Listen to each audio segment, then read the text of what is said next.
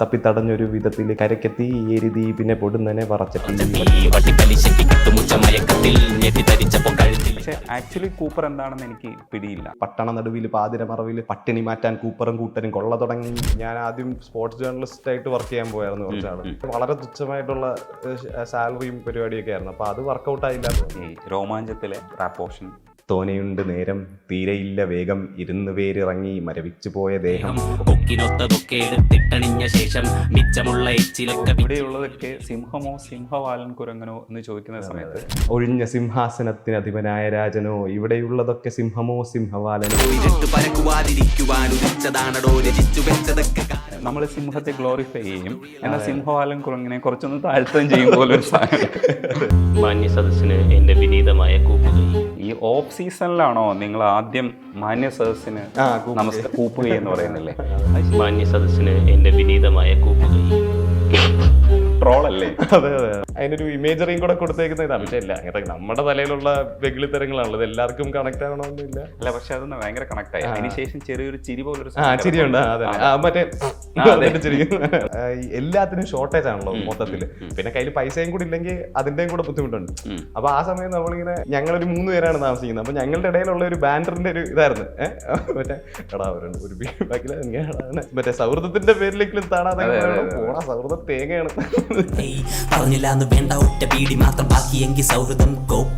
തിരുവാക്കിന് ഇനി എതിർവാക്കുകൾ വേണ്ട, സേവക സേനതൻ അക്രമ വിക്രിയ ഭക്തിരാസകല ലക്ഷ്മണ രേഖ കണ്ട് രാജാവിനടിയൻ ഇതെഴുതും അപേക്ഷ. വളരെ ചോരത്തിളപ്പിന്റെ ഈ ആ ഒരു സമയത്ത് നമ്മൾ എണീറ്റ് നിന്നിട്ട് നമ്മൾ പറയാനുള്ളത് പറയാൻ ഉള്ള ഒരു പ്ലാറ്റ്ഫോം ഉള്ളതും പറഞ്ഞില്ല എന്നുണ്ടെങ്കിൽ പിന്നെ ലേറ്റർ ഓൺ വന്നിട്ട് ഞാൻ ഇങ്ങനെ ഒരു പാട്ടാണ് അങ്ങനെ അത് ശരിയല്ല എന്നാണ് എനിക്ക് തോന്നുന്നത്. സുഷിൻ ശ്യാമിനെ പോലെ അല്ലെങ്കിൽ സുഹൈൽ കോയെ പോലെ വിനായകനെ പോലെയൊക്കെയുള്ള എഴുത്തുകാര് നിങ്ങൾക്ക് വേണ്ടിയിട്ട് എഴുതുക. അപ്പൊ സിനിമയ്ക്കകത്തോട്ട് പോകുമ്പോഴത്തേക്ക് ഉറപ്പായിട്ടും വലിയൊരു ഓഡിയൻസ് നമ്മളെ കുറിച്ച് അറിയുന്നുണ്ട്, നമ്മളുടെ ഇതിനെ കുറിച്ച് അവെയർ ആവുന്നുണ്ട്. അതായത് ടോയിനോ കൗച്ചിലിരിക്കുകയാണ്, ഫ്രണ്ടിൽ നിന്ന് പാടുന്നത് നമ്മളാണ്. അപ്പൊ എന്തോ ഒരു വാല്യൂ നമ്മൾ ആഡ് ചെയ്യുന്നുണ്ടെന്നുള്ളതാണ്. ഒഴിഞ്ഞു പൂ വിരിഞ്ഞ പോലെ പരവതാനി റാപ്പർ MC കൂപ്പറാണ് നമുക്കൊപ്പോൾ. Hi Cooper. ഒരു പോരാളിയെ കൂടെ എൻ്റെ മുമ്പിൽ കിട്ടുകയാണ്. നാട് കട്ട് തിന്ന് നൂലെടുത്ത പൂജാരികൾ എന്ന് പറയുന്ന സ്ഥലത്ത് കൂപ്പർ കൊള്ളാലോ, എന്തോ പറയാൻ ശ്രമിക്കുന്നുണ്ടല്ലോ എന്ന് തോന്നുക. അതിനെ തുടർന്ന് എന്താ വരി എന്തായിരുന്നു? കീഴിൽ നിന്ന് താണ് കേണലച്ചലഞ്ഞ വർഗം നട്ടുവെച്ച് വിത്തുലഞ്ഞ പോരാളികൾ. ആ വർഗം നട്ടുവെച്ച വിത്തുലഞ്ഞ ഇന്നത്തെ പോരാളികൾ. നാം താഴെ നിന്ന് അതിന് താഴെ നിന്നിട്ട് താണ് അലച്ചലഞ്ഞ വർഗം നട്ടുവെച്ച വിത്തുലഞ്ഞ പോരാ. അവരുടെയും കൂടെ അതായത് ആ ജനറേഷണൽ ഒരു ഗ്യാപ്പ് അതിനിടയിൽ ഉണ്ടെന്നുള്ളതാണ്. എന്ന് വെച്ചാൽ പിന്നെ അതിനു വേണ്ടിയിട്ട് പൊരുതിയ ആൾക്കാരുണ്ട്, അവരുടെ മക്കളായിട്ടുള്ളവരാണ് നമ്മൾ എന്നുള്ളതാണ് ഇന്നത്തെ പോരാളികൾ. ഇന്നത്തെ പോരാളികൾ. അതെ. അപ്പൊ നമുക്ക് ഈ പോരാളികൾ പാടിയങ്ങ് ജോറായി തുടങ്ങാം. ഇതെന്റെ മുഷ്ടിപാടും താരാട്ടുപാട്ട്, കുരുട്ടുബുദ്ധി പെറ്റ ഷാർപ്പായ നാക്ക്, കനത്ത ഗുസ്തി തോക്കും അഭ്യാസമാണ് പണ്ട്, ശങ്ക തന്നതൊക്കെ ഇന്ന് അഹങ്കാരമാണ്. പതുങ്ങി വന്നതല്ല, ഒതുങ്ങി നിന്നതല്ല, മടങ്ങിയൊന്നൊടിഞ്ഞ് ഞെരിഞ്ഞമർന്നതല്ലേ, പഠിച്ച പാഠമൊന്നും കുറച്ച് കണ്ടതല്ല, ആയുസുള്ള നേരം അത്രയും ഒരംഗമല്ലേ, പ്രായമേറി പാകമായ പാടെ കാട് കയറി, കൂറും ചങ്കുറപ്പും കണ്ടുകൂടെ ആളുമേറി, കൂട്ടുകൂടി വേട്ടയാടി ചാക്കിൽ ഭാരമേറി, കുത്തിക്കുറിച്ചു വെച്ച വരിയിലൊഴുകി കാവ്യനീതി. കുത്തിക്കുറിച്ച് വെച്ച വരിയിലൊഴുകി കാവ്യനീതി. ആ കാവ്യനീതി അവിടെ നിൽക്കട്ടെ. അതിന്റെ അടുത്ത സ്ഥാനത്തിലാണ് കുറച്ചുകൂടെ പഞ്ചുള്ള പൊളിറ്റിക്സ് ഉള്ളത്. ഒഴിഞ്ഞ സിംഹാസനത്തിന് അധിപനായ രാജനോ ഇവിടെയുള്ളതൊക്കെ സിംഹമോ സിംഹവാലനോ, ഇരുട്ടു പരക്കുവാതിരിക്കുവാൻ ഉദിച്ചതാണടോ രചിച്ചു വെച്ചതൊക്കെ ഗാനമോ ഇന്ദ്രജാലമോ. അതിനകത്ത് എനിക്കൊരു സംശയം തോന്നിയത്, അപ്പോൾ ഇവിടെയുള്ളതൊക്കെ സിംഹമോ സിംഹവാലൻ കുരങ്ങനോ എന്ന് ചോദിക്കുന്ന സമയത്ത് നമ്മൾ സിംഹത്തെ ഗ്ലോറിഫൈ ചെയ്യും, എന്നാൽ സിംഹവാലൻ കുരങ്ങനെ കുറച്ചൊന്ന് താഴ്ത്തുകയും ചെയ്യും പോലൊരു സാധനം. പൊളിറ്റിക്കലി ശരിക്കും കറക്റ്റ് അല്ല, പക്ഷെ നമ്മൾ ദ്വന്ദ്വം ഉപയോഗിച്ച് അതിനെ സിറ്റുവേഷനെ. അതെ. അല്ല, എൻ്റെ ഒരു തോട്ട് പ്രോസസ് എന്ന് പറഞ്ഞു കഴിഞ്ഞാൽ, അതായത് കാട്ടില് നമ്മളുടെ ഒരു പൊതുവായിട്ടുള്ള ഇത് വെച്ച് സിംഹമാണ് രാജാവ് എന്നുള്ളത്. അപ്പൊ ആ തുടങ്ങുന്ന തന്നെ ഒഴിഞ്ഞ സിംഹാസനത്തിന് അധിപനായ രാജനോ, അപ്പൊ ഇവിടെ ഉള്ളതൊക്കെ സിംഹമോ സിംഹവാലനോ എന്നുള്ളത്. അപ്പൊ അതൊരു വേർഡ് പ്ലേ പോലത്തെ ഒരു സാധനം വെച്ചിട്ട് അങ്ങ് ചെയ്തതാണ്. അതായത് നിങ്ങൾ ശരിക്കും ആരാധിക്കുന്ന സിംഹത്തിനെയാണോ അതോ സിംഹവാലൻ കുരങ്ങിനെയാണോ, അതായത് ആ ഒരു കോണ്ടെക്സ്റ്റില് സിംഹം രാജാവായിട്ട് നടക്കേണ്ട സ്ഥലത്ത് സിംഹത്തിന്റെ വാല് പോലുള്ള സാധനത്തിനാണോ നിങ്ങൾ ആരാധിക്കുന്നത് എന്നുള്ളത് അത്രേ ഞാൻ ഉദ്ദേശിച്ചുള്ളത്. പക്ഷെ എനിക്ക് മനസ്സിലായപ്പോൾ ഇതിന്റെ ഒരു സാധനം എന്ന് വെച്ചാൽ, നിങ്ങൾ ഇൻഡിപെൻഡന്റ് മ്യൂസിക് ചെയ്യുമ്പോൾ നമ്മൾ കുറച്ചുകൂടെ ഒരു ശക്തമായിട്ടുള്ള ഒരു പൊളിറ്റിക്സും ഒക്കെ അതിനകത്ത് പറയുന്നുണ്ട്. ഭയങ്കര സ്വതന്ത്രമായ ആവിഷ്കാരങ്ങളാണ്. അപ്പൊ നമ്മൾ സൂക്ഷ്മമായി ഇതിനെ ഒന്ന് പഠിക്കാൻ ശ്രമിക്കും. കാരണം സിനിമ പാട്ട് പോലെ അല്ല, കുറച്ചുകൂടെ ഗൗരവമുള്ള വിഷയങ്ങളാണ് അതിനകത്ത് പറയുന്നത് എന്നുള്ളത് കൊണ്ടാണ് ഇങ്ങനെയാണ് കേട്ടോ. വേറൊന്നും വിചാരിക്കില്ല. കാരണം ഒരു 10 വർഷം മുമ്പ് ഇതായിരുന്നില്ല സീന്. ശരിക്കും നിങ്ങൾ സീൻ മാറ്റി. 10 വർഷം മുമ്പ് എല്ലാവരും, എനിക്ക് തോന്നുന്നു ഒരു 4-5 വർഷം മുമ്പ് ഞാനും പ്രൊഫഷണലി ഇത് തുടങ്ങുന്ന സമയത്ത് പോലും ഇതായിരുന്നില്ല സീൻ. പക്ഷെ അപ്പോഴത്തേക്കും പിന്നെ ഒന്ന് എസ്റ്റാബ്ലിഷ് ആയി വരുന്നുണ്ട്. അതായത് തിരുമാലി ഫെജോ ഒക്കെ പിന്നെയും നോൺ നെയിംസ് ആയിട്ടൊക്കെ എല്ലാവർക്കും അറിയാവുന്ന ഒരു പോലത്തെ പരിപാടി. പക്ഷെ പയ്യെ ആ ബാരിയർ ഇങ്ങനെ ബ്രേക്കായി പുതിയ ആർട്ടിസ്റ്റുകൾ വന്നു. ആ ഗ്യാപ്പ്, അതായത് നമ്മൾ അത്രയും നാൾ സിനിമയിലെ മ്യൂസിക് ആയിരുന്നല്ലോ നമ്മുടെ നാട്ടിലാണെങ്കിൽ ഏറ്റവും ഡോമിനന്റ് ആയിരുന്നു. അപ്പൊ അതിൽ നിന്ന് ഹിപ്പ് ഹോപ്പിലോട്ടുള്ള ട്രാൻസിഷൻ എന്ന് പറഞ്ഞാൽ ഒരു പെട്ടെന്നൊരു പിടിച്ചു കുലിക്കിയത് പോലത്തെ ഒരു പരിപാടിയാണ്. അപ്പൊ അതിനെ ഗ്യാപ്പ് ബ്രിഡ്ജ് ചെയ്യാനും ചെറിയ മെലോഡിക് റൂട്ട്സ് ഒക്കെ ഉള്ള ആർട്ടിസ്റ്റുകൾ വേണമായിരുന്നു. അപ്പം ഡാബ്സി ഒക്കെ വന്നിട്ട് അതുപോലത്തെ സാധനം ഫില്ല് ചെയ്തു. അപ്പം വേറൊരു ഓഡിയൻസും വേറെ കുറച്ചുകൂടെ സ്ഥലങ്ങളിലേക്ക് അത് എത്തി. അവിടുന്ന് പിന്നെ നല്ല ആർട്ടിസ്റ്റുകൾ വരുന്നു. അപ്പം അങ്ങനെ പയ്യെ ശരിക്കും ടുക്ക് ഇറ്റ്സ് ടൈം, പയ്യെ സമയം എടുത്തിട്ട് തന്നെ വളർന്നു വന്ന പോലത്തെ ഒരു സ്റ്റേജ് ആണ്. പക്ഷെ ഇപ്പൊ സിനിമകളിലൊക്കെ റാപ്പേഴ്സിനെ ഒഴിവാക്കിക്കൊണ്ടുള്ള സിനിമ ഇല്ല എന്നുള്ള അവസ്ഥയിൽ. ഇപ്പം മാതാപിതാക്കളെ മാപ്പ്, ഇനി അങ്ങോട്ട് തന്നിഷ്ട കൂത്ത്, അതിനകത്തും റാപ്പ് ചെയ്തിട്ടുണ്ടല്ലോ. ആ റാപ്പ് പോർഷൻ ഒന്ന് പറഞ്ഞിട്ട് നമുക്ക് ആ പാട്ട് ഡിസ്കസ് ചെയ്യാം. കൊടുങ്കാട്ടില് വിറകുകൾ അനവധി, വിടുവാ പിറപ്പെടുപ്പിന്റെ ഉടമ്പടി, വരവായി കടലിളകിയ കണക്കിനി, തുടലൊടിഞ്ഞവർ സടകുടഞ്ഞിതുവഴി, ഉടയണം പൊട്ടിച്ചിതറണം ഇരുമ്പഴി, ചോരത്തളപ്പിന്റെ ഇളക്കങ്ങൾ മുറക്കിനി, പടവുകൾ പുതുപതിവുകൾ നിരവധി, തുണയായി പുതുപടയുടെ കുളമ്പടി. പടയൊരുക്കം പിരിമുറുക്കം, തടിമിടുക്കല്ല കൊടുമൈക്യം, പുത്തനടവുകൾ തുടർ പഠനം, ഇത് അടിയറവിൻ ഖബറടക്കം, കണ്ടക ശനിയുടെ കളികൾ ഇടങ്കണ്ണില് പതിയുമ്പോ വലിയാം, തലവിധിയുടെ വഴിയിൽ തട്ടിയൊരഞ്ഞിട്ടതറിയുമ്പോ ചൊറിയാം, വാ നോക്കാം ഈ തൂണിലും തുരുമ്പിലും ഇരിക്കുന്ന മുഴക്കങ്ങൾ കേൾക്കാം, വാ നോക്കാം കൈകൂപ്പി പിടിച്ചിട്ട് ഒതുക്കത്തി കരിക്കള് നീക്കാം, തപ്പിത്തടഞ്ഞൊരു വിധത്തിൽ കരക്കെത്തി എരുതി പിന്നെ പൊടുന്നനെ വറച്ചട്ടി, വട്ടിപ്പലിശയ്ക്ക് കിട്ടുമുച്ച മയക്കത്തിൽ ഞെട്ടിത്തരിച്ചപ്പോ കഴുത്തിൽ കറിക്കത്തി, പകലിൻ വെളിവിൽ വരിയായി തുഴയാം, ഇരവിൻ മറവിൽ പുഴുവായി ഇഴയാം, പുരിയും വെയിലിൽ നരിയായി അലയാം, അറിയാ വഴിയിൽ ഇരയായി പതറാം. ഇതെങ്ങനെ ഓർത്ത് വെക്കണേ? എനിക്ക് എനിക്ക് തോന്നുന്നു ഓഫ് സീസൺ ആവുന്ന സമയത്ത് നമുക്ക് ഷോസ് ഒക്കെ കുറയുന്ന സമയത്താണ് ഇതിനകത്തുനിന്ന് ചെക്കൗട്ട് ചെയ്യുന്നത്. അതാണ് ഈ ഇടയ്ക്കിടയ്ക്ക് തപ്പി തടയുന്നില്ല പെട്ടത്. അല്ലെങ്കിൽ ഈ പ്രാക്ടീസ് ചെയ്തുകൊണ്ടിരിക്കുന്നത് കാരണം മസിൽ മെമ്മറി ആയിട്ട് നമ്മൾ ചെയ്തുകൊണ്ടിരിക്കുമ്പോൾ മസിൽ മെമ്മറി ആയിട്ട് പയ്യെ അതങ്ങ് സെറ്റ് ആവും. അപ്പം ആ ഋതത്തിനനുസരിച്ച് വാക്കുകളങ്ങ് വന്നോളും. ഇപ്പം ഇപ്പൊ ഇങ്ങനെ ചെറിയായിട്ട് ഇങ്ങനെ തപ്പി തടച്ചോണ്ടിരിക്കുന്നത്. ഈ വിനായകനോട് ആ പടത്തിൽ തന്നെ ഞാൻ ചോദിച്ചിട്ടുണ്ടായിരുന്നു, ഈ കട്ടച്ചോര കൊണ്ട് ജ്യൂസ് അടിച്ച് സോഡ സർബത്ത് അത്രയും വേണോ എന്ന് ചോദിച്ചിട്ടുണ്ടായിരുന്നു. അതേപോലെ തന്നെ കുതന്ത്രത്തില് കുടിച്ച കള്ള് കള്ളം പറയില്ലടാ എന്ന് പറയുന്നത് അതിനകത്തൊരു ഹുക്ക് ലൈനാണ്. അപ്പോ അതേപോലെ തന്നെ കൂപ്പർ എഴുതിയിട്ടുണ്ട്, പള്ള നിറയെ കള്ളാണെങ്കിലും കള്ളമില്ല എന്ന് പറയുന്നത്. അപ്പൊ ഇത് സമാനമായിട്ട് നിങ്ങൾ എഴുതുമ്പോൾ ഈ കള്ളിനെ, നമുക്ക് കള്ളെന്ന് പറയുന്നത് തെങ്ങിനെടുക്കുന്ന കള്ളല്ല, മദ്യമാണ് അതിനകത്ത് കാണിക്കുന്നത്. അപ്പൊ അതിനൊന്ന് ഗ്ലോറിഫൈ ചെയ്യുമ്പോൾ ഒരു തോന്നലുണ്ട്.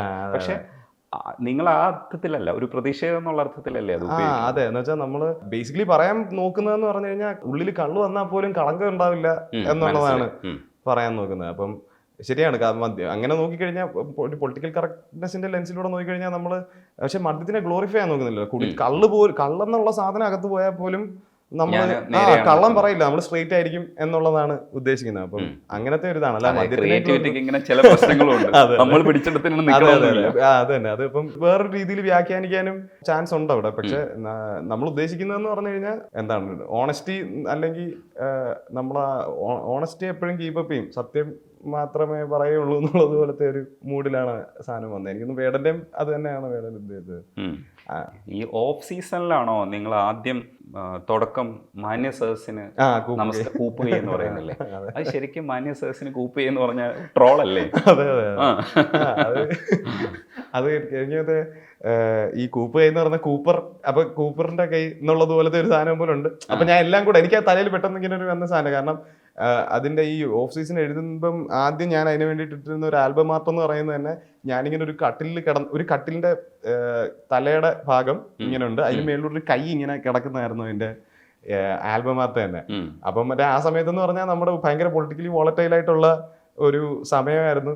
അപ്പൊ ആ കൈയുടെ എന്റെ തലയിൽ എന്ന് പറഞ്ഞു കഴിഞ്ഞാൽ മറ്റേ കട്ടിലിൽ നിന്ന് ഇങ്ങനെ എണീക്കാൻ പോകുന്ന പോലത്തെ ഒരു സാധനമാണ്. അപ്പൊ അങ്ങോട്ടൊരു മനുഷ്യൻ എത്തുന്നത് പോലത്തെ ഒരു ഇതാണ്. അപ്പൊ അതാണ് ഈ മാന്യസദസ്സിന് കൂപ്പുകൈ. അപ്പൊ അത് വെറുതെ ഒരു ഇതുപോലെ അപ്പൊ അതൊരു ട്രോളുമാണ്, അതിനൊരു ഇമേജറിയും കൂടെ കൊടുത്തേക്കുന്ന ഇതാണ്. പക്ഷെ ഇല്ല, അങ്ങനത്തെ നമ്മുടെ തലയിലുള്ള വെകിളിത്തരങ്ങളാണല്ലോ, ഇത് എല്ലാവർക്കും കണക്ട് ആവണമെന്നില്ല. അല്ല, പക്ഷെ അതൊന്ന് ഭയങ്കര കണക്ട് ആയി. അതിനുശേഷം ചെറിയൊരു ചിരി പോലൊരു ചിരിയുണ്ട്. അതെ, മറ്റേ സാധനമുണ്ട്. അപ്പൊ ആ ചിരി കേട്ടപ്പോഴാണ് എനിക്ക് മനസ്സിലായത്, അങ്ങനെയാണെങ്കിൽ ഇത് തിരിച്ച് ഒന്നും കൂടെ കേട്ടു. അപ്പൊ മാനസദസ്സിന് കൂപ്പുകൈ, അപ്പം ഇത് ശരിക്കുള്ള അർത്ഥമല്ല. അതാണ് ആ പാട്ട് എനിക്ക് ക്യാച്ച് ചെയ്യാൻ കാരണം. മനസ്സിലായി. അത് നിങ്ങളെ വേദിയിൽ അവതരിപ്പിക്കുമ്പോഴും പറയിൽ അവതരിപ്പിക്കുമ്പോഴും ഇതേ അവസ്ഥയിൽ തന്നെ അത് പ്രസന്റ് ചെയ്തിട്ടുണ്ട്. അപ്പൊ എനിക്ക് മനസ്സിലായി അത് തുടരുന്നുണ്ടെങ്കിൽ അപ്പം ആക്സിഡന്റലി വന്ന ഒരു സാധനം അല്ല, അതായത് സംഭവം എന്തോ ഉള്ളിലുണ്ട് എന്നുള്ളത് മനസ്സിലായി. അപ്പൊ റിപ്പീറ്റ് കേൾക്കുമല്ലോ. അത് ഒന്ന് ചൊല്ലാവോ? എന്റെ തലയിൽ വീണ മീട്ടി ഭീതി, സ്വയമേ തലയ്ക്ക് ആഞ്ഞു വീശി വീക്കി നീക്കി ഭീതി, ചെറിയ കടങ്ങളൊക്കെ വീട്ടി എന്റെ കീശ കീറി, നീചനാം കാലം എന്റെ നേർക്ക് നീട്ടി ബീഡി. വാവ് മാൻ, പണ്ട് റമ്മും കോളെ മോന്ത് നാഗരാജൻ, അന്ന് ലൈറ്റ്സ് ഗോൾഡ് കിങ്സ്, ഇന്ന് കാജരാജൻ, കണ്ണാടി നിറഞ്ഞു നിന്ന് കണ്ടുമടുത്ത മോന്ത, I flip like a dosa, mood നിറം മാറും മോന്ത, feeling like Ramanan in the deep sea without a glass soda, തലപെരുത്ത് കയറി തോന്നി ഇറങ്ങിയോടാൻ, ടാസ്കില്ല മാസ്കുണ്ട് കാസ്കില്ല ഫ്ലാസ്കുണ്ട്, ലാഡ്സ് ഇല്ല കാറ്റുണ്ട് ഗ്യാസ് ഇല്ല നാക്കുണ്ട്, എയ് പാക്കെങ്ങുമില്ല മുത്തലോക്കാണ്, എയ് ഫുള്ള് ക്യാഷ് ഉള്ളവൻ്റെ കൈ സ്റ്റോക്കാണ്, എയ് പറഞ്ഞില്ല എന്ന് വേണ്ട ഒറ്റ ബീഡി മാത്രം ബാക്കിയെങ്കിൽ സൗഹൃദം കോപ്പാണ്. അതാണ്, ഒറ്റ ബീഡിയേ ഉള്ളുവെങ്കിൽ സൗഹൃദത്തിന്റെ കാര്യത്തിൽ പോക്കാണെന്ന് പറയുന്ന സാധനമുണ്ടല്ലോ. അത് ഞാൻ ശ്രദ്ധിച്ചായിരുന്നു. അതായത് ഇത്തരം ചില ഇമേജറികൾ ഉണ്ടല്ലോ, അത് ആ ഇമേജസ് കൃത്യമായിട്ട് നമുക്ക് കിട്ടും. അത് ബീഡിയുടെ കേസല്ല അതിനകത്ത് പറയുന്നത്, പക്ഷെ സൗഹൃദത്തിന് ഇങ്ങനെയാണ്. ഇത്തരത്തിലുള്ള ചില അവസ്ഥകളില്ലെങ്കിൽ കൂടെ ആരും ഉണ്ടാവില്ല എന്നുള്ള ഒരു സാധനമുണ്ട്. അത് പെട്ടെന്ന് കണക്ട് ആവും. അപ്പൊ ഞാൻ വിചാരിക്കും ഇതാണ് ക്രിയേറ്റിവിറ്റി. മനസ്സിലാവും. ആ വീഡിയോ കൊണ്ടുവന്നപ്പോ ശരിക്കും നമുക്ക് മനസ്സിലായി, ഇയാൾക്ക് ഇതില്ല എന്നുണ്ടെങ്കിൽ തന്നെ ഒരാളിനെ നഷ്ടപ്പെടും, ഒരാൾ കൂടെ ഉണ്ടാവില്ല. അപ്പം ഒരു കുഞ്ഞു ബീഡിക്ക് പോലും ബീഡിയാണ് അതിനകത്തുള്ള ഒരു സാധനം. അപ്പം സൗഹൃദത്തിന് അത്രയും വിലയും കൊടുക്കുന്നില്ലെങ്കിൽ അങ്ങനെ കൊടുക്കാത്തവന്മാർ എന്തൊരു മോശമാണ്. കാരണം എനിക്ക് ആ ഒരു ഈ ഓഫ് സീസൺ എന്നുള്ള പാട്ടും എഴുതുന്നത് മൊത്തത്തിൽ ഈ കോവിഡിന്റെ, അപ്പം കോവിഡിന്റെ ആ ഫസ്റ്റ് ലോക്ക്ഡൌണിന്റെ ആ പ്രോപ്പർ പിരിമുറുക്കത്തിന്റെ സമയത്താണ്. അപ്പം ഞങ്ങളിങ്ങനെ താമസിക്കുന്ന വീട്ടിലൊക്കെ ആണെങ്കിൽ പോലും നമ്മളെല്ലാവരും കുറച്ച് പടുദാരിദ്ര്യം ഒരവസ്ഥയും അങ്ങനത്തെ ഇതൊക്കെയാണ്. പക്ഷെ അപ്പൊ ആ സമയത്തെന്ന് പറഞ്ഞു കഴിഞ്ഞാൽ എല്ലാത്തിനും ഷോർട്ടേജ് ആണല്ലോ മൊത്തത്തിൽ. പിന്നെ കയ്യിൽ പൈസയും കൂടി ഇല്ലെങ്കിൽ അതിന്റെയും കൂടെ ബുദ്ധിമുട്ടുണ്ട്. അപ്പൊ ആ സമയം നമ്മളിങ്ങനെ ഇതേപോലെ ഈ ഞങ്ങളൊരു 3 പേരാണ് താമസിക്കുന്നത്. അപ്പൊ ഞങ്ങളുടെ ഇടയിലുള്ള ഒരു ബാൻഡറിന്റെ ഒരു ഇതായിരുന്നു, മറ്റേ എടാ അവരാണ് ഒരു ബാക്കില എങ്ങനെയാണ് ഒന്ന് പോടാ, മറ്റേ സൗഹൃദത്തിന്റെ പേരിലേക്കും താടാതെ പോടാ, സൗഹൃദം തേങ്ങയാണ്. പക്ഷെ നമ്മൾ ഷെയർ ചെയ്യും. പക്ഷെ എന്നാലും മറ്റേ ആ ഒരു അതിനെ വെച്ചിട്ട് അങ്ങനത്തെ ഒരു സംഭവം വെച്ചിട്ടാണ് ഇങ്ങനെ ഒരു ആ ഒരു നമുക്ക് അന്നേരം ഒരു കമന്ററി പറയാൻ പറ്റുമല്ലോ എന്നുള്ളത് പോലത്തെ രീതിയിലാണ് ആ പാട്ടിലോട്ട് അത് വർക്ക് ചെയ്തത്. പക്ഷെ കൂപ്പർ ലൈറ്റ് ആയിട്ട് പറഞ്ഞാലും ഞങ്ങൾക്ക് അത് കിട്ടിയിട്ടുള്ളത് അത് ഹെവി ആയിട്ടുള്ള ഒരു അർത്ഥമാണ് കിട്ടിയിട്ടുള്ളത്. എനിക്കത് ഭയങ്കര കാച്ചിങ് ആയിട്ട് തോന്നി. കാരണം ചില മെറ്റാഫറുകൾ നമ്മൾ വിചാരിക്കുന്നതിനേക്കാൾ വളർന്നു പോകും. ഉറപ്പായിട്ടും ആ സീനൊക്കെ എനിക്ക് തോന്നുന്നു ലൈഫിൽ നിന്ന് ഡയറക്റ്റ് ആയിട്ടുള്ള ഇതേപോലത്തെ റെഗുലർ ആയിട്ട് ഒരു ഇച്ചിരിയും കൂടെ റെഗുലർ ആയിട്ട് നമ്മളുടെ ലൈഫുകളിൽ ജീവിതത്തിൽ സ്പീച്ചർ ചെയ്യുന്നത് പോലത്തെ മോട്ടീഫ് ഒക്കെ എടുത്തിട്ട് നമ്മൾ പറഞ്ഞു കഴിഞ്ഞാൽ അത് ആൾക്കാർക്കും അവർ റിലേറ്റ് ചെയ്യുന്ന രീതിയും അല്ലെങ്കിൽ അവരുടെ ലൈഫിൽ അതിന് ഉള്ളൊരു എന്താ പറയുക ഒരു റോൾ എന്നൊക്കെ പറയുന്നതൊക്കെ കുറച്ചും കൂടെ അത് കാരണം തന്നെ പല തലങ്ങളിലേക്ക് അത് എത്താൻ ചാൻസ് ഉണ്ട് എപ്പോഴും നമ്മൾ പറയുന്ന കാര്യങ്ങൾക്ക്. ഈ രോമാഞ്ചത്തിലെ ആ റാപ്പ് പോർഷൻ പാടിയിട്ട് നമുക്ക് ബാക്കി വർത്താനം പറയാം. തോനെയുണ്ട് നേരം തീരെയില്ല വേഗം, ഇരുന്ന് പേരിറങ്ങി മരവിച്ചു പോയ ദേഹം, കൊക്കിനൊത്തതൊക്കെ എടുത്തിട്ടണിഞ്ഞ ശേഷം മിച്ചമുള്ള എച്ചിലൊക്കെ പിച്ചി 7 പേരും ചിക്കിളിക്ക് തപ്പി നോക്കി എപ്പോ കീശക്കിക്കിളി, പ്രതീക്ഷ വെച്ചതൊക്കെയും തിരിച്ചടിച്ച ഹിസ്റ്ററി, വയറ്റിനുള്ള മെന്നുമേ കൊളുത്തിവെച്ച ഇസ്തിരി, ബമ്പിയാണ് റൈഡ് എൻ്റെ ബോഡിയിൽ പിടിച്ചിരി, വീറുവാറ്റി വീഞ്ഞു ബോട്ടിലാക്കി വെക്കും നാട്ടിലെനിക്ക് ചീമുട്ട പോലുമില്ല ചൂതാടാൻ, ഈ തീവണ്ടിയാകുന്ന ജീവിതത്തിനെതിരെ നിന്ന് നാം വീശിടുന്നു വെള്ള തൂവാല, നമ്മ ഊരിൽ വലിയ തോതിൽ ചൂടില്ല, ഉലകമാകും ഈ ഹോട്ടലിൽ ഫ്രീ ഊണില്ല, ചാരി നിൽക്കുവാൻ പോന്ന തൂണില്ലെങ്കിലും വിയർപ്പൊഴുക്കുവാൻ തക്ക മൂടില്ല. അങ്ങനെ പോകും. അത് നിങ്ങളുടെ എഴുത്തില് വിശപ്പ്, ചോറ് ഇതൊക്കെ വരുന്നുണ്ട്. അത് നല്ലൊരു ഭംഗിയായിട്ടുള്ള രീതിയിലാണ് അത് വരുന്നത്. അപ്പോൾ ശരിക്കും നമ്മൾ ഓർക്കും ഇതിപ്പം ശരിക്കുള്ള കൂപ്പറിന്റെ ജീവിതമാണോ? ഇപ്പൊ വേടനൊക്കെ വന്നിട്ടുള്ള സിറ്റുവേഷൻ എനിക്കറിയാം. അയാൾ ഫൈറ്റ് ചെയ്ത് വന്നുള്ളത് ഫൈറ്റർ ആണ് എന്ന് പറയുന്ന സ്ഥലത്താണ്. അയാളുടെ വരികളിൽ അയാളുടെ ആത്മാവുണ്ട്, ഇല്ലെങ്കിൽ അയാളുടെ ജീവിതമുണ്ട്. ഇപ്പൊ കൂപ്പർ എഴുതുമ്പോൾ അത് കൂപ്പറിന്റെ ലൈഫിന്റെ ചില സാധനങ്ങളൊക്കെ ഉണ്ടാവും, ഈ പറഞ്ഞതുപോലെ ബീഡിയുടെ കേസ് പറഞ്ഞതുപോലെ ഉണ്ടാവും. പക്ഷെ ആക്ച്വലി കൂപ്പർ എന്താണെന്ന് എനിക്ക് പിടിയില്ല. അല്ല, എനിക്കൊന്ന് ഈ ഒരു ഞാനായിട്ട് ചൂസ് ചെയ്ത വഴികളിലൂടെ പോയപ്പം ഉണ്ടായിട്ടുള്ള ബുദ്ധിമുട്ടുകളും അതിന്റെ ഒരു സാധനം. അപ്പം എന്താ പറയാ, ഇപ്പം ഹോസ്റ്റൽ ലൈഫൊക്കെ മുതല് ഞാൻ വേടനെയൊക്കെ വെച്ച് നോക്കുമ്പോൾ ഒരുപാട് പ്രിവിലേജ്ഡ് ആയിട്ടുള്ള ആളാണ്. പക്ഷെ എൻ്റെ അത് കഴിഞ്ഞിട്ട് ലേറ്റർ ഓൺ ഒരു ഏർലി 20s വരുന്ന സമയത്തേക്കും വീട്ടിലും അത്യാവശ്യം ഒരു വീട്ടിൽ അങ്ങനെ നമുക്ക് എനിക്ക് പൈസയ്ക്കൊന്നും ചോദിക്കാനൊന്നും പറ്റില്ല. ഇൻഫാക്ട് എനിക്ക് പറ്റുന്ന രീതിയിൽ ഹെൽപ്പ് ചെയ്യുക എന്നുള്ളത് പോലത്തെ ഒരു ഘട്ടത്തിലോട്ടെത്തി. അപ്പോൾ ആ ഒരു സമയത്ത് എനിക്കും ഞാൻ ആദ്യം സ്പോർട്സ് ജേർണലിസ്റ്റ് ആയിട്ട് വർക്ക് ചെയ്യാൻ പോയായിരുന്നു കുറച്ചാൾ. അപ്പോൾ അതിൻ്റെ വളരെ തുച്ഛമായിട്ടുള്ള സാലറിയും പരിപാടിയൊക്കെ ആയിരുന്നു. അപ്പോൾ അത് വർക്കൗട്ടായില്ല. പിന്നെ ഞാൻ ഈ കൊച്ചിയിൽ വന്നിട്ട് വേറെ എന്തെങ്കിലും പരിപാടി എന്ന് പറഞ്ഞിട്ട് നിൽക്കുന്ന സമയത്ത് ആണ് എന്നാൽ പിന്നെ ഇത്രയും നാളായിട്ട് എനിക്ക് ചെയ്യാൻ പറ്റുന്ന ഏറ്റവും അറിയാവുന്നത് ഇത് ചെയ്യാനാണ്. അപ്പോൾ അങ്ങനെ അതിനകത്തോട്ട് ഇറങ്ങിത്തിരിക്കാമെന്ന് വിചാരിച്ചിട്ട് ഞാൻ ജസ്റ്റ് ആദ്യം വേറെ കുറച്ച് പരിപാടിയൊക്കെ ചെയ്തായിരുന്നു. ഒരു മീഡിയ കമ്പനിയിൽ ഒരു ഇത്തിരി കണ്ടന്റ് ക്രിയേഷൻ പരിപാടിയൊക്കെ ആയിട്ട്. പക്ഷെ അത് കൊളാബറേറ്റീവ് ഇതായിട്ട് അങ്ങ് തീർന്നു. അപ്പോഴും പൈസ ഉണ്ടാക്കിയില്ല. അപ്പം വളരെ കുറച്ച് ക്യാഷ് കയ്യിലുണ്ടായിട്ടാണ് ആ സമയത്ത് ഇത് നടത്തിക്കൊണ്ടിരിക്കുന്നത്. അത് കഴിഞ്ഞിട്ട് പെട്ടെന്ന് ആദ്യമായിട്ട് എനിക്കൊരു 2 ഷോസ് കിട്ടിയ സമയത്താണ് കോവിഡും വരുന്നത്. അപ്പം ശരിക്കും ഒരു വല്ലാത്തൊരവസ്ഥയായിരുന്നു. എന്ന് വെച്ചാൽ ഒരു ദിവസം ഒരു നേരം ഒക്കെ കഴിക്കാനുള്ള ഇതേ നമ്മുടെ കയ്യിലുള്ളൂ. ആരുടെങ്കിലും ഒക്കെ ചോദിച്ചാൽ കിട്ടും. പക്ഷെ എത്രയെന്ന് പറഞ്ഞിട്ട് നമുക്ക് ചോദിക്കാനുമില്ല. അപ്പം എനിക്കും മറ്റേ അങ്ങനെ വെറുതെ ഇതൊരു ഡ്രൈവ് ആവുന്നെങ്കിൽ ആവട്ടെ എന്നുള്ളത് പോലത്തെ ഒരു സംഭവം കൂടെ ഉണ്ടായിരുന്നു. അപ്പം ആ ഒരു സമയത്താണ് എനിക്ക് തോന്നുന്നത് ശരിക്കും പറഞ്ഞാൽ ഈ ഒരു ഡെസ്പറേഷനും ഒക്കെ ആദ്യമായിട്ട് അടിക്കുന്നത്. അപ്പം പിന്നെ ഈ എന്താ പറയാ, അതുപോലെ തന്നെ സ്ട്രഗിൾ ചെയ്യുന്ന ആർട്ടിസ്റ്റുകളുടെ കൂടെയാണ് താമസിക്കുന്നതും.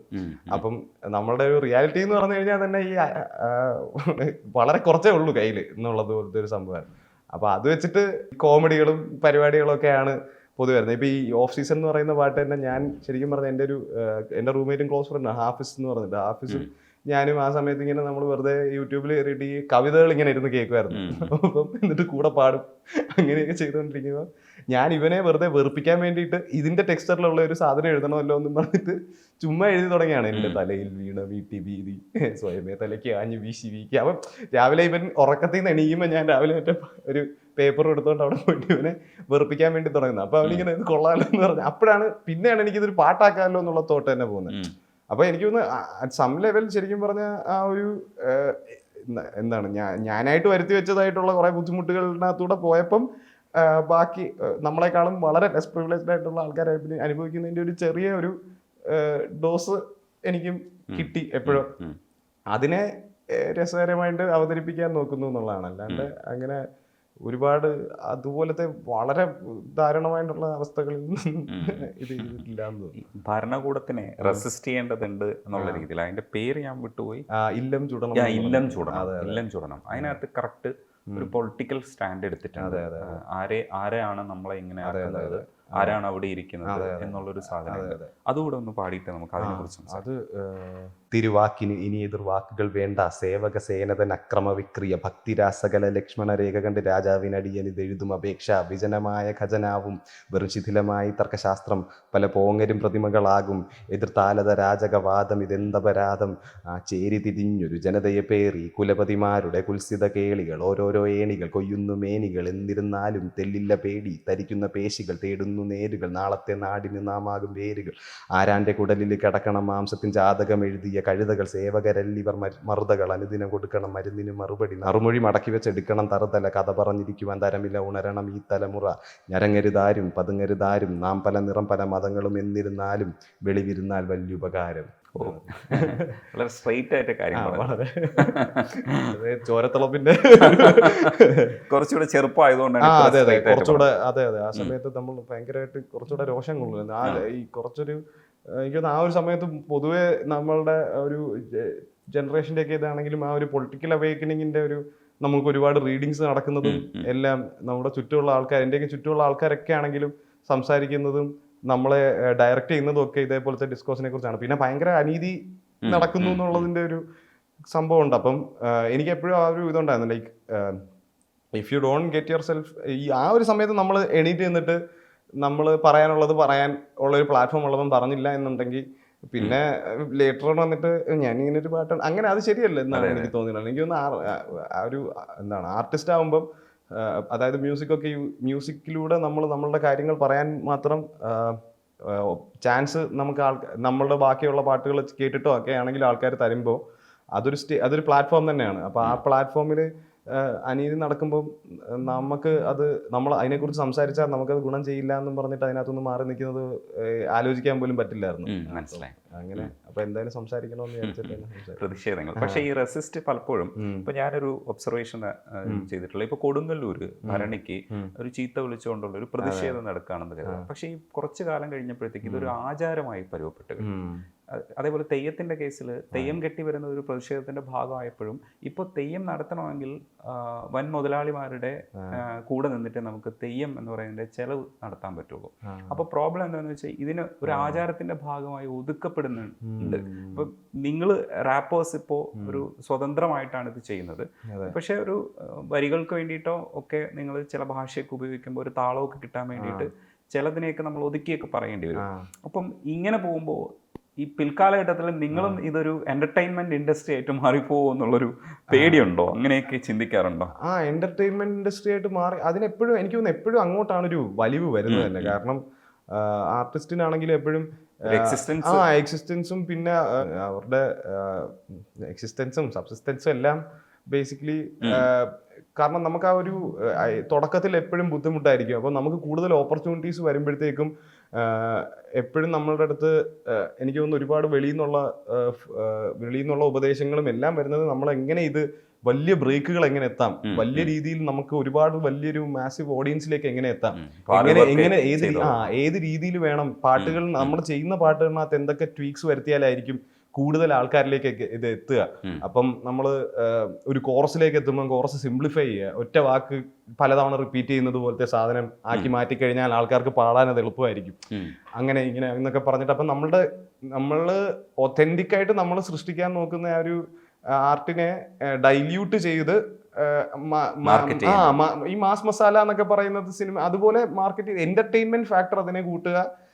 കാരണം എന്റർടൈൻമെന്റ് ആണ് ആർട്ടിന്റെ ഏറ്റവും അതിന് പ്രയോറിറ്റൈസ് ചെയ്യേണ്ട എന്റർടൈൻമെന്റ് ആണെന്നുള്ള രീതിയിൽ അതിനെ ഡൈല്യൂട്ട് ചെയ്യാൻ വേണ്ടിയിട്ട് എപ്പോഴും ഫോഴ്സസ് ഉണ്ടാവും. അപ്പം നമ്മൾ ഏതെങ്കിലും രീതിയിലൊക്കെ ചിലപ്പോഴൊക്കെ കോംപ്രമൈസ് ചെയ്യേണ്ടി വരും. പക്ഷെ എന്നാലും പരമാവധി ഒതന്റിക് ആയിട്ട് നിൽക്കുക എന്നുള്ളതാണ്. എനിക്ക് എൻ്റെ അടുത്ത് എപ്പോഴും ആൾക്കാർ ചോദിക്കാൻ എന്താണ് ബ്രോയുടെ വിഷൻ, എന്താണ് ഇത് വിഷൻ എന്നൊക്കെ ഉള്ളത്. എനിക്ക് എപ്പോഴും ഞാൻ കൊച്ചിലെ മുതലേ എന്നെ ഏറ്റവും ഇൻസ്പയർ ചെയ്തിട്ടുള്ള ആത്മമാണ് ഹിപ്പ് ഹോപ്പ് എന്ന് പറയുന്നത്. അപ്പം ഞാൻ സ്റ്റിക്ക് ഓൺ ചെയ്തതും തളർന്നു പോയിരിക്കുന്ന സമയത്താണെങ്കിൽ എനിക്ക് രാവിലെ എണീറ്റിട്ട് 2-3 റാപ്പ് സോങ് ഒക്കെ കേട്ട് കഴിഞ്ഞാൽ അപ്പോൾ എന്നെ ഹിപ്പ് ഹോപ്പ് അത്രയും ഹെൽപ്പ് ചെയ്തിട്ടുണ്ടെങ്കിൽ ഞാൻ ക്രിയേറ്റ് ചെയ്യുന്ന ഹിപ്പ് ഹോപ്പിനകത്തെ ഒരു ചെറിയൊരു ഭാഗം അത് വേറെ ആരെങ്കിലും കൂടെ അതേപോലെ ഇൻസ്പയർ ചെയ്യണം എന്നുള്ളത് പോലത്തെ ഇതാണ്. അപ്പം ഞാൻ പരമാവധി എന്റർടൈൻമെന്റ് ഒബ്വിയസ്ലി ഇതിനകത്ത് ഈ ഫൺ എന്നുള്ള ഒരു എലമെന്റും കൂടെ ഉണ്ട്. നമ്മൾ ഇത് ഒരു രസകരമായ പരിപാടിയും കൂടെയാണ്. അപ്പം അതിനകത്തൂടെ പല സാധനങ്ങളും നമുക്ക് പറയാം. പക്ഷെ അത് ഒത്തന്റിക് ആയിട്ട് പറയുക എന്നുള്ളതാണ്. അപ്പം പൊളിറ്റിക്കലായിട്ടുള്ള കാര്യങ്ങളാണെങ്കിലും എന്റർടൈനിങ് ആയിട്ട് പറയാൻ പറ്റും. ഇപ്പോൾ പൊളിറ്റിക്കലായിട്ടുള്ള കാര്യങ്ങളാണെങ്കിലും ക്യാച്ച് ആയിട്ട് ഒരുപാട് ആൾക്കാരിലേക്ക് എത്തുന്ന രീതിയിൽ പറയാൻ പറ്റും. കാരണം അൾട്ടിമേറ്റ്ലി എനിക്ക് തോന്നുന്നു പൊളിറ്റിക്കൽ ഡിസ്കോഴ്സിലൊക്കെ ഒരുപാട് മുങ്ങിയ അല്ലെങ്കിൽ കുതിർന്ന ഒരു ടൈപ്പ് സബ്ജക്റ്റിനെ കുറിച്ചാണ് നമ്മൾ സംസാരിക്കുന്നതെങ്കിലും വളരെ ബേസിക് ആയിട്ടുള്ള ഹ്യൂമൻ മോറലിസ്റ്റിക് വാല്യൂസിനെ കുറിച്ചും ഒക്കെ ആയിരിക്കും പലപ്പോഴും സംസാരിക്കുന്നത്. അതെല്ലാവർക്കും മനസ്സിലാവുന്ന കാര്യം മാത്രമേ ഉള്ളൂ. അത് ഏത് രീതിയിൽ എല്ലാവർക്കും കിട്ടുന്ന രീതിയിൽ അത് പറയാൻ പറ്റുക എന്നുള്ളത് ഒരു ആർട്ടിസ്റ്റിന്റെ മെറിറ്റ് തന്നെ ആയിരിക്കും. അപ്പോഴും അത് കമേഴ്ഷ്യലൈസ് ചെയ്യാൻ വേണം. എന്ന് വെച്ചാൽ പറ്റുന്ന രീതിയിൽ കമേഴ്ഷ്യലൈസ് ചെയ്യണം ചെറിയ രീതിയിൽ. പക്ഷെ അതിനകത്തും ക്രിയേറ്റിവിറ്റി നമുക്ക് യൂസ് ചെയ്യാന്നുള്ളതാണ് എനിക്ക് തോന്നുന്നത്. ഇപ്പൊ നടികർ, രോമാഞ്ചം, ഇതേപോലുള്ള ആവേശം പോലുള്ള സിനിമകളിലൊക്കെ അല്ലെങ്കിൽ ഈ കാലഘട്ടത്തിലെ സിനിമകളിലൊക്കെ നമ്മൾ ഉപയോഗിക്കുന്നുണ്ട്. ഇപ്പൊ മഞ്ഞുവേൽ ബോയ്സിൽ നമ്മൾ ഉപയോഗിച്ചിട്ടുണ്ട്. അപ്പം റാപ്പിന് കുറച്ചുകൂടെ സ്പേസ് കിട്ടുന്നുണ്ട്. ഒപ്പം റാപ്പേഴ്സ് ശ്രദ്ധിക്കപ്പെടുന്നത് ഈ മാസ് മീഡിയയിൽ കൂടെയും ആണ്. അതും ഒരു എക്സിസ്റ്റൻസിന്റെ ഭാഗമാണ്. പക്ഷെ ഇതല്ല സ്വതന്ത്ര സംഗീതം. നിങ്ങൾ അതിനപ്പുറത്തേക്ക് ചെയ്യുന്ന ആൾക്കാരാണ്. സ്വന്തമായിട്ടൊരു എക്സിസ്റ്റൻസ് ഉണ്ട്. പക്ഷെ ഒരു നിലനിൽപ്പിന്റെ ഭാഗമായിട്ട് സിനിമയും നമുക്ക് ഉപയോഗിക്കാം എന്ന അർത്ഥത്തിലാണ് നിങ്ങൾ ഉപയോഗിക്കുന്നതെന്നാണ് ഞാൻ മനസ്സിലാക്കുന്നത്. അത് കുറച്ചുകൂടെ റീച്ച് ചെയ്യുന്നില്ലേ? Reach out. പിന്നെ പ്രത്യേകിച്ച് ഇപ്പോൾ സുഷിൻ ശ്യാമിനെ പോലെ അല്ലെങ്കിൽ സുഹൈൽ കോയെ പോലെ വിനായകനെ പോലെയൊക്കെയുള്ള എഴുത്തുകാര് നിങ്ങൾക്ക് വേണ്ടിയിട്ട് എഴുതുക, അല്ലെങ്കിൽ ഇവർ മ്യൂസിക് ചെയ്യുക. അപ്പം ശരിക്കും നിങ്ങളെ അപ്ലിഫ്റ്റ് ചെയ്യുന്നുണ്ടോ? അങ്ങനെയാണോ ചിന്തിക്കുന്നത്? അതെ, എന്നെ സംബന്ധിച്ചിടത്തോളം സിനിമ എന്ന് പറയുന്നത് നമുക്ക് വളരെ യൂസ്ഫുൾ ആയിട്ടുള്ള ഒരു മീഡിയം ആണെന്നാണ് എനിക്ക് എപ്പോഴും തോന്നിയിട്ടുള്ളത്. കാരണം നമുക്ക് ബ്രേക്ക് ഔട്ട് ചെയ്തിട്ട് പലപ്പോഴും ഹിപ്പ് ഹോപ്പിന്റെ നമ്മുടെ നാട്ടിലെ റാപ്പിന്റെ ഇതാണെങ്കിലും സിനിമയിൽ വന്നിട്ട് ഒരു പാട്ട് ഹിറ്റ് ആകുമ്പോഴാണ് അതിന് കൂടുതൽ ആൾക്കാർ ഇത് വരുന്നത്. ഫെജോയുടെ ഒക്കെ ആണെങ്കിൽ പോലും ആ സമയത്ത് സുഷിന്റെ കൂടെ ചെയ്ത നമ്മുടെ മറഡോണയിലെ പാട്ടൊക്കെ അപ്പം എനിക്ക് ഭയങ്കര ഇഷ്ടം. അപരാധ പങ്ക എന്ന് പറഞ്ഞിട്ടൊരു പാട്ടാണ്. അപ്പൊ ഞാനതൊക്കെ ഒരുപാട് കേൾക്കുമായിരുന്നു. അപ്പം ആ പാട്ട് വന്നതുകൊണ്ടാണ് ഞാൻ പോലും അങ്ങനെ മറ്റേ ഫെജോയുടെ ഇത് ആദ്യം കേൾക്കുന്നത്, എന്നിട്ട് അതിനോട്ട് എക്സ്പ്ലോർ ചെയ്ത് പോകുന്നതും ഒക്കെ. അപ്പം നമുക്ക് എപ്പോഴും ഭയങ്കര വലിയൊരു ഓഡിയൻസിലേക്ക്, അതായത് ഫിലിം ഓഡിയൻസ് എന്ന് പറഞ്ഞാൽ നമ്മുടെ നാട്ടിൽ ഒരുപാട് സിനിമ ഒരുപാട് സ്നേഹിക്കുന്ന ആൾക്കാരാണല്ലോ നമ്മുടെ നാട്ടുകാർ തന്നെ. അപ്പം സിനിമയിലെന്ന് പറഞ്ഞ് ഒരു സിനിമയിൽ വന്നു, സിനിമ ഹിറ്റാണ്, അതിനകത്ത് നമ്മുടെ പാട്ടും വന്നു കഴിഞ്ഞു കഴിഞ്ഞാൽ അത് ശ്രദ്ധിക്കപ്പെടും ഈസി ആയിട്ട്. അപ്പൊ നമുക്ക് അല്ലെങ്കിൽ റീച്ച് ചെയ്യാൻ വളരെ ബുദ്ധിമുട്ടുള്ള, നമ്മൾ വളരെ എന്താ പറയുക ഇൻട്രിക്കറ്റ് ആയിട്ടുള്ള മാർക്കറ്റിംഗ് സ്ട്രാറ്റജി ഒക്കെ വെച്ചിട്ട് നമ്മൾ ബ്രേക്കിംഗ് ചെയ്യാൻ നോക്കുന്ന ഒരു കമ്മ്യൂണിറ്റി നമുക്ക് അവൈലബിൾ ആണ് സിനിമയ്ക്കകത്ത്. അപ്പൊ സിനിമയ്ക്കകത്തോട്ട് പോകുമ്പോഴത്തേക്ക് ഉറപ്പായിട്ടും വലിയൊരു ഓഡിയൻസ് നമ്മളെ കുറിച്ച് അറിയുന്നുണ്ട്, നമ്മളുടെ ഇതിനെക്കുറിച്ച് അവെയർ ആവുന്നുണ്ട്. പിന്നെ എഴുതുന്നത് പറഞ്ഞാൽ പിന്നെ ഇപ്പൊ ഞാൻ സിനിമയിൽ എപ്പോഴും ചെയ്യുമ്പോഴും ഞാൻ എൻ്റെ എല്ലാ പാട്ടുകളും എൻ്റെ ഭാഗം ഞാനാണ് എഴുതുന്നത്. അപ്പം അല്ലാണ്ടേയും ഉള്ളതിന് വിളിക്കാറുണ്ട്. മാതാപിതാക്കളെ മാപ്പിലെയും പോർഷൻ എൻ്റെ പോർഷൻ ഞാൻ തന്നെയാണ് എഴുതിയത്. പക്ഷെ എന്നാലും അവരുടെ കൂടെ ഒക്കെ വർക്ക് ചെയ്യാൻ പറ്റുക എന്ന് പറയുന്നതും, ഇപ്പം സുഷിനെയൊക്കെ ഞാൻ എൻ്റെ എല്ലാ വർഷവും ഞാൻ ഏറ്റവും കൂടുതൽ പാട്ട് കേൾക്കുന്ന ആർട്ടിസ്റ്റ് ചിലപ്പം സുഷിനായിരിക്കും. എനിക്ക് ആ ടെക്സ്റ്ററാണ് ഭയങ്കര ഇഷ്ടമുള്ള ഒരു പരിപാടി. അപ്പം പുള്ളിയുടെ കൂടെ വർക്ക് ചെയ്യുക എന്നൊക്കെ പറയുന്നതും അൾട്ടിമേറ്റ്ലി സിനിമയ്ക്ക് വേണ്ടിയിട്ടാണ് നമ്മൾ കൂടെ വരുന്നതെങ്കിലും നമ്മൾ ആരാധിക്കുന്നതും ഇഷ്ടപ്പെടുന്നതുമായിട്ടുള്ള ഒരുപാട് കലാകാരന്മാരുടെ കൂടെ വർക്ക് ചെയ്യാനുള്ള ഒരു ഇതും സിനിമ ഒരുക്കി തരുന്നുണ്ട്. അപ്പം അതല്ല നമ്മുടെ ആരുടെയും മെയിൻ ടാർഗറ്റോ ഒന്നും ഒരിക്കലും.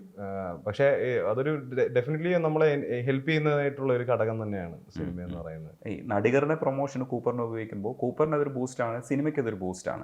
ആ തരത്തിൽ ഉപയോഗിക്കപ്പെടുമ്പോൾ വലിയ സ്ക്രീനിൽ ഒരു സാധ്യതയാണ്. പക്ഷെ അത് കാണുമ്പോൾ കുറച്ചുകൂടി ഒരു സന്തോഷം. അതെ, പിന്നെ തീർച്ചയായിട്ടും. കാരണം ഒരു വെറുതെ ഒരാൾ വരുന്നതിനേക്കാളും നമ്മൾ എന്തോ ഒരു ചെറിയ സാധനം കൂടെ കൊണ്ടുവരുന്നുണ്ടെന്നുള്ളത്. എന്ന് വെച്ചാൽ അതായത് ടോയിനോ കൗച്ചിലിരിക്കുകയാണ്, ഫ്രണ്ടിൽ നിന്ന് പാടുന്നത് നമ്മളാണ്. അപ്പൊ എന്തോ ഒരു വാല്യൂ നമ്മൾ ആഡ് ചെയ്യുന്നുണ്ടെന്നുള്ളതാണ്. അതായത് അറ്റ്ലീസ്റ്റ് പാട്ടിനകത്തു കൂടെ മാത്രമല്ല, നമ്മളുടെ ഒരു പ്രസൻസിനകത്തൂടെയും ചെറിയൊരു രീതിയിൽ ഒരു വാല്യൂ അഡീഷൻ നടക്കുന്നുണ്ടെന്നുള്ളത് ഒരു വലിയൊരു റീഅഷ്വറൻസിന്റെ ഒരു സാധനം തന്നെയാണ്. അപ്പം നമ്മൾ ചെയ്യുന്ന ഇതിനകത്തൂടെ ആർട്ടിസ്റ്റിന് കിട്ടുന്ന ഒരു റെക്കഗ്നിഷന്റെ ഒരു ഭാഗം കൂടെയാണ്. അത് സിനിമയിലൂടെ വരുമ്പോഴത്തേക്കും നമുക്കിങ്ങനെ ചിലപ്പോൾ അത് നമുക്കൊരാൾ തരുന്നതായിരിക്കും ഇങ്ങനെ ഒരു പ്ലാറ്റ്ഫോം. പക്ഷെ അങ്ങനെയാണെങ്കിലും നാളെ അത് അടുത്ത പടത്തിൽ ചിലപ്പം അതിനകത്തുനിന്നും കൂടി ഒരു വാല്യൂ അഡീഷൻ ആയിരിക്കും അതിനകത്ത് റിഫ്ലക്ട് ചെയ്ത് കാണിക്കുന്നത്. അപ്പം അതൊരു ശരിക്കും ഒരു വളരെ നല്ലൊരു പരിപാടിയാണ്. എക്സ്പോഷർ പോഷണമാക്കിയതക്കനെ വള്ളഞ്ഞിറങ്ങി കുറുക്കൊന്നു മുറുക്കാൻ തൊള്ള വഴിക്ക് കള്ളുമിറക്കി എണ്ണയൊഴിച്ചിട്ട് തേച്ച് മിനിങ്ങി പാതിര നേരത്ത് കള്ളനിറങ്ങി പട്ടണ നടുവിൽ പാതിര മറവിൽ പട്ടിണി മാറ്റാൻ കൂപ്പറും കൂട്ടരും കൊള്ള തുടങ്ങി